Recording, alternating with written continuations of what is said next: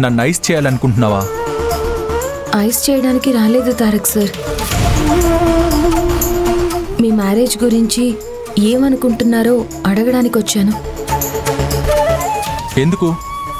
మీరు నిజంగానే అర్చనమ్మ గారిని పెళ్లి చేసుకుందాం అనుకుంటున్నారా? ఏ, నీకిష్టం లేదా? అలా అని కాదు. అర్చనమ్మ గారిని ఎందుకు పెళ్లి చేసుకోవాలనుకుంటున్నారు?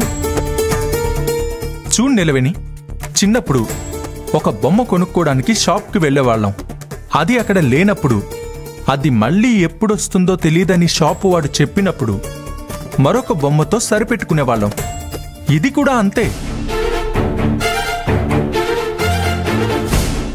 మనం ఎదురు చూస్తున్న మనిషి మన జీవితంలోకి వస్తారో లేదో అని అనుమానం ఉన్నప్పుడు మనల్ని కోరుకునే మనుషుల జీవితంలోకి వెళ్ళడం మంచిదే కదా.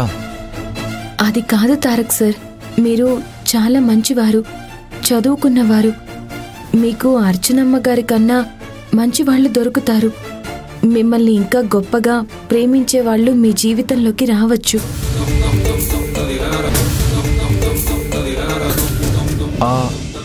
అంటే ఎవరు? స్వేచ్ఛ బతికే ఉందని నేను మీకు చెప్పలేను సార్. కాదంబరి అమ్మగారు చెప్పొద్దని మరీ మరీ చెప్పారు. నిలవిని, నిన్నే అడిగేది. నన్ను అంత గొప్పగా ప్రేమించే వాళ్ళు ఎవరున్నారు? ఎవరో ఒకరు ఉంటారు కదా. ఎవరో ఏమో ఎందుకో అంటూ నా జీవితాన్ని గాల్లో దీపంలా వదిలేలేను నిలవేని. అందుకే కనీసం మా అమ్మకిష్టమైన వ్యక్తినైనా చేసుకుంటే, ఇన్నాళ్ళు మా అమ్మతో మాట్లాడనందుకు కనీసం ఈ పెళ్లితో మా అమ్మ కూడా సంతోషపడుతుంది కదా. జ్యూస్ తాగండి సార్. నాకు జ్యూస్ వద్దు, ఏమొద్దు నిలవేని. ఏ నిలవేని, ఇంకేమైనా చెప్పాలా?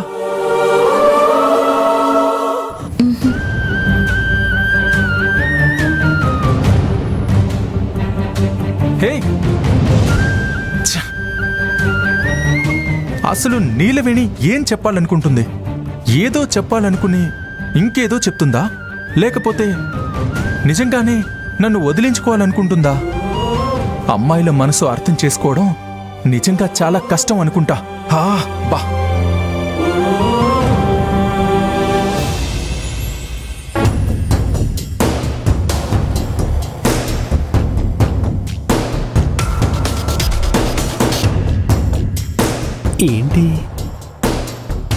ఏంటి కాంచనా, ఈ వయసులో మాస్టర్ డిగ్రీ తీసుకుంటున్న మహానుభావురాల్లాగా పేపర్స్ తెగ తిరగేస్తున్నావు?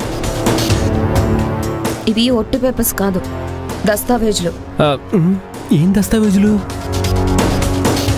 నీకు అర్థమయ్యేలా చెప్పాలంటే విడాకుల కాగితాలు. విడాకులా? ఎవరికి? ఇంకెవరికి?